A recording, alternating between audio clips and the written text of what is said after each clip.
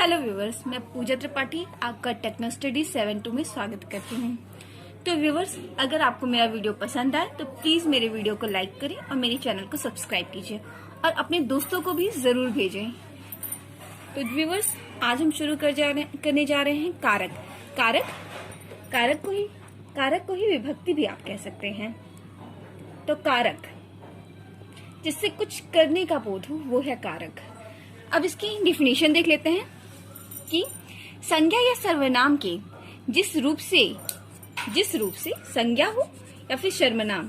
संज्ञा जैसे कि किसी का नाम, सर्वनाम जैसे वाह तुम वे वो, ये सब हो गए सर्वनाम। और संज्ञा किसी का नाम, किसी व्यक्ति वस्तु या स्थान के नाम को संज्ञा कहते हैं। ये तो आपको पता ही है कि जिस रूप से उनका क्रिया से संबंध सूचित किया होता है उसे हम कारक कहते हैं।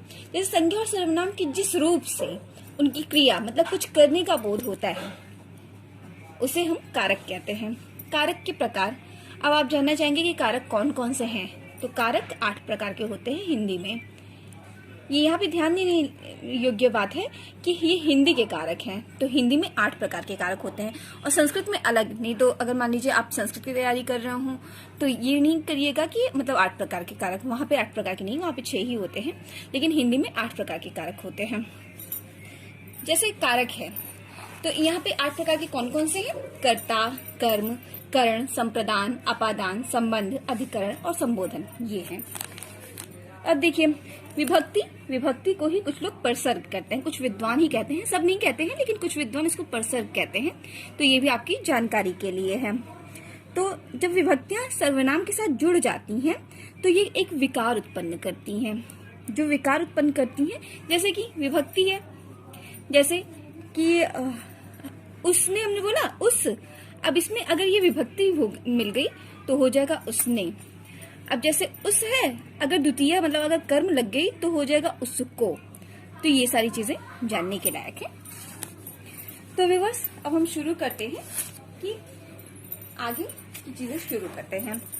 8 प्रकार के ये कारक होते हैं और जो इसके आगे प्रत्यय लगते हैं उन्हें ही विभक्ति कहते हैं। ये सब प्रत्यय ही हैं, इन्हें ही हम विभक्ति कहते हैं या फिर इसे प्रत्यय भी आप कह सकते हैं। ठीक है, तो हम पहले शुरू करते हैं कर्ता कारक। कर्ता कारक को मैं आपको अच्छे से समझा देती हूँ जिससे कि आपको कंफ्यूजन ना हो कि कौन सा कर्ता कारक है और कौन सा कर्म कारक। कर्ता कारक का जो चिन्ह है वो है ने।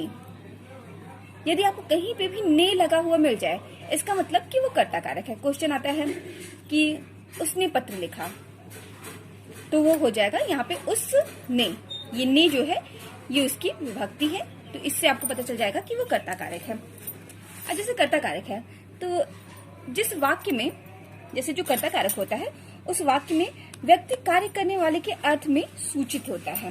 व्यक्ति जो है उसका मेन काम जो होता है वो कर्ता का बताता है। तो अगर आप उसमें ने लगा देंगे तो आपको पता चल जाएगा। कोई भी क्वेश्चन, जैसे उदाहरण आया कि मैंने क्या किया, मैंने क्या किया।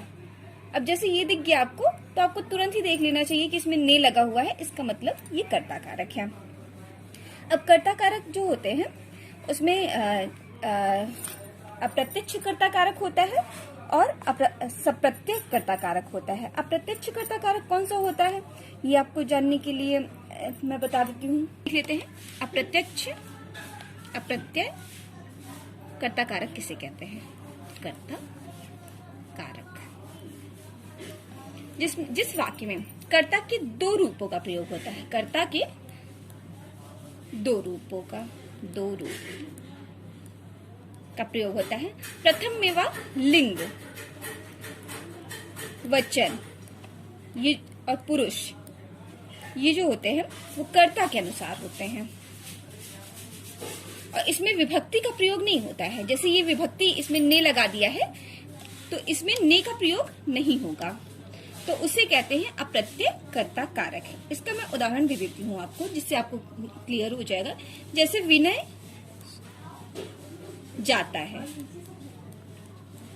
अब इसमें देखिए ने नहीं लगा हुआ है। अगर ऐसा क्वेश्चन आ गया तो आपको कैसे पता चलेगा कि ये कर्ता कारक है, क्योंकि इसमें ने तो लगा नहीं है। तो आपको कंफ्यूजन होगी कि अरे इसमें तो ने नहीं लगा था, मैम ने बताया था कि ने लगा। नहीं लगा था, मैम ने बताया था कि ने लगा रहेगा तो आप जान जाएंगे। यही इसमें है कि एकदम सिंपल है। इसमें लिंग, वचन और पुरुष जो होते हैं वो कर्ता के अनुसार होते हैं, इसलिए ये अप्रत्यय। इसमें आप देख लेंगे कि सिर्फ दो चीजें हैं, एक विनय, जाता है। तो सिंपल सा है, इसमें आपको ने नहीं लगा है, ये अप्रत्यय कर्ता कारक है। ये आपको मैं एक्सप्लेन करने के लिए, ये सारी चीजें आपको कोई नहीं बताएगा, इसलिए मैं ये चीजें बता दे रही हूँ जिससे आपको कभी भी एग्जाम में कंफ्यूजन ना हो। तो ये आप तुरंत ही जान जाइएगा कि इसमें और सारी चीजें नहीं है, सिर्फ कर्ता है और क्रिया है, इसमें ने नहीं लगा हुआ है। दूसरा होता है सप्रत्यय कर्ता कारक। इसमें क्या होता है कि इसमें जो क्रिया के लिंग, वचन पुरुष के अनुसार ना होकर के, पुरुष कर्ता के अनुसार ना होकर के, कर्ता के अनुसार ना होकर के कर्म के अनुसार होते हैं। कर्म के अनुसार मतलब सप्रत्यय कारक में क्या होता है, हर एक चीज कर्म के अनुसार होती है और इसमें कर्ता के अनुसार होती है, उसे कहते हैं सप्रत्यय कर्ता कारक। और इसमें क्या होता है, इसमें आपको ने का निशान मिलेगा, तो आप तुरंत ही जान जाएंगे कि ये आपका सप्रत्यय कर्ता कारक है। अब इसका उदाहरण, राम ने पुस्तक खरीदी। राम ने पुस्तक खरीदी, तो आप देख लीजिए इसमें ने लिखा हुआ है, इसलिए ये सप्रत्यय कर्ता कारक हो गया। अब देख लेते हैं हम लोग कर्म कारक। कर्म कारक का विभक्ति होता है को। इसके आगे आपको को लिखा मिल जाए, जैसे आप किसी भी क्वेश्चन में अगर आप को लगा देंगे तो आपको कर्म कारक आराम से मिल जाएगा। कहीं पर भी आप ने लगा देंगे तो आपको कर्ता कारक आराम से मिल जाएगा।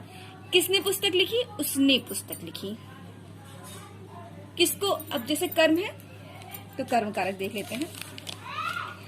अब जिस वाक्य में, मैं आपको उसका वो भी लिख देती हूँ, जिस वाक्य में क्रिया का फल जिस पर पड़ता है वह कर्म कारक होता है। क्रिया का फल मतलब जो कुछ भी आप करते हैं उसका जिस पर फल जाएगा वो होगा कर्म। जैसे है शेर बकरी को खा गया। शेर खाया किसको, खा गया, ये है आपका खाना हो गया क्रिया। और किसको खाया, बकरी को, तो ये हो गया आपका कर्म कारक। ठीक है दोस्तों, चलिए तो अब देख लेते हैं करण कारक। इसका ये सारी चीजें आपको याद करनी होंगी। अगर आप इस तरह याद कर लेंगे, कर्ता कारक ने, कर्म कारक को, करण कारक से के द्वारा, इसके दो निशान हैं। संप्रदान कारक के लिए को, अपादान से पृथक मतलब ये अलग होने के अर्थ में। संबंध काके की रारे री, अधिकरण में पर, संबोधन अरे हे रे अहो। ये आप याद कर लेंगे तो आप इसे लगाएंगे तो तुरंत ही आपको जल्दी से याद हो जाएगा। तो चलिए देख लेते हैं हम लोग करण कारक। तो इसका है कि जिस शब्द से क्रिया के संबंध का बोध, मतलब क्रिया जिससे संबंध होता है क्रिया का, वो होता है करण कारक। जिसके द्वारा, मान लीजिए मैंने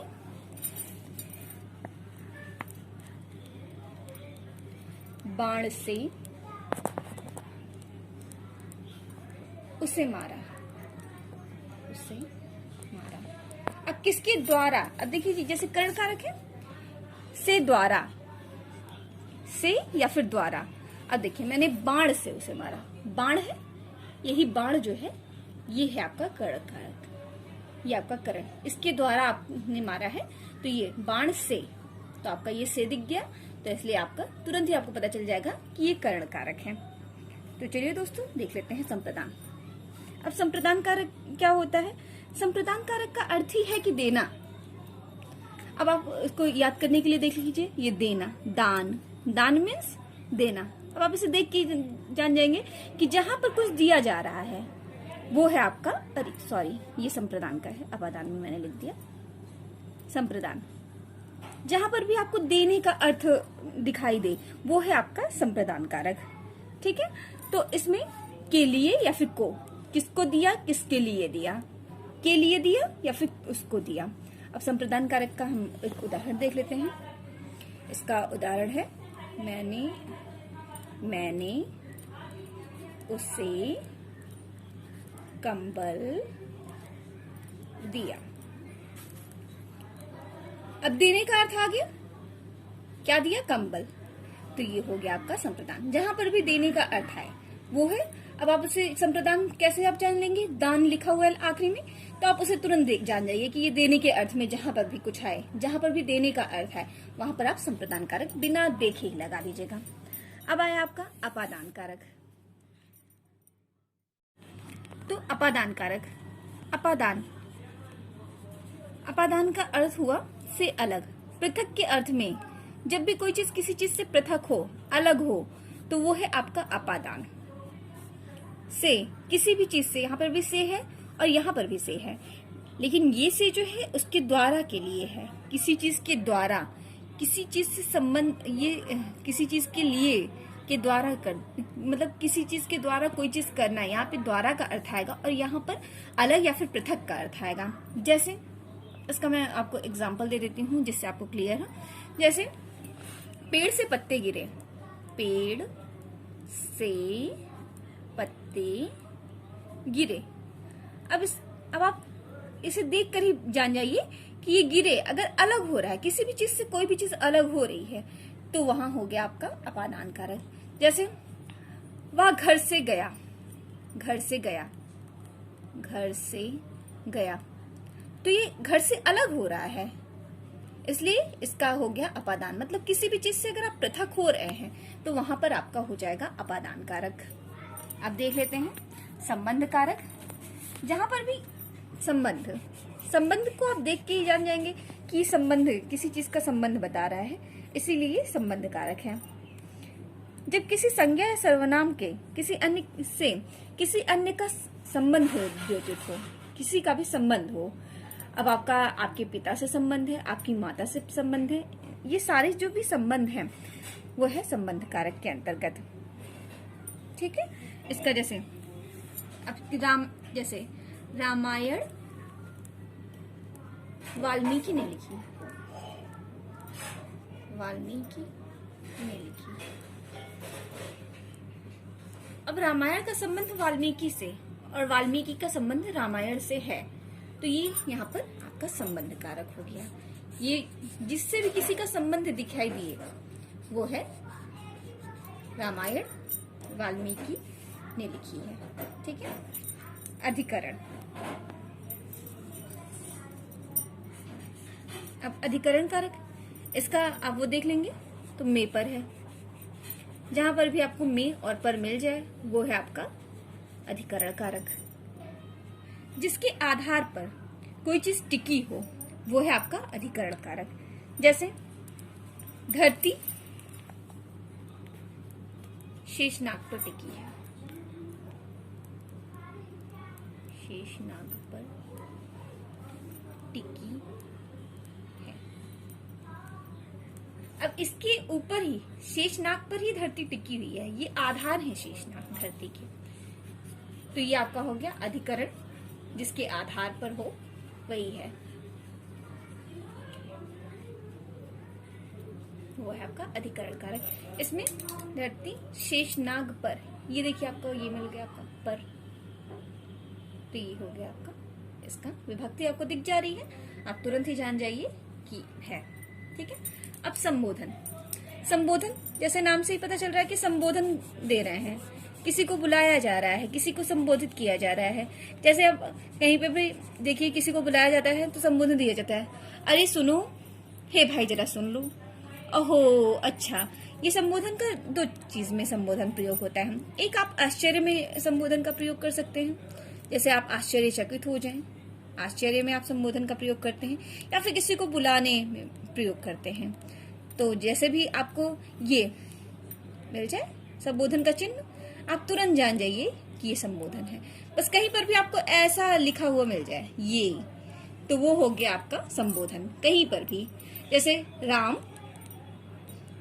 अगर ये मिल गया तो इसका मतलब आप संबोधित कर रहे हैं। बस ये अगर आपको निशान मिल गया संबोधन का, तो यही है आपका संबोधन। जैसे गांधी जी ने अंतिम समय में हे राम कहा, हे राम गांधी जी ने अंतिम समय में कहा।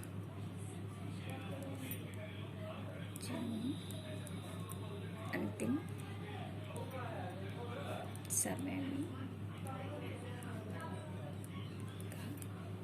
अब यहाँ पे आपको कुछ देखने की जरूरत नहीं है, बस आपको ये संबोधन का चिन्ह मिल गया, आप जान जाइए कि हाँ ये संबोधन मतलब किसी को बुलाया जा रहा है, संबोधित किया जा रहा है। तो यहाँ पर राम को संबोधित किया गया, तो ये आपका हो गया संबोधन। तो व्यूअर्स, कैसा लगा मेरा आपको ये वीडियो? अगर आपको मेरा वीडियो पसंद आए तो प्लीज मेरे वीडियो को लाइक करें और चैनल को सब्सक्राइब कीजिए और अपने दोस्तों को भी जरूर भेजें, जिससे वो भी इसे पढ़ सकें। Thank you.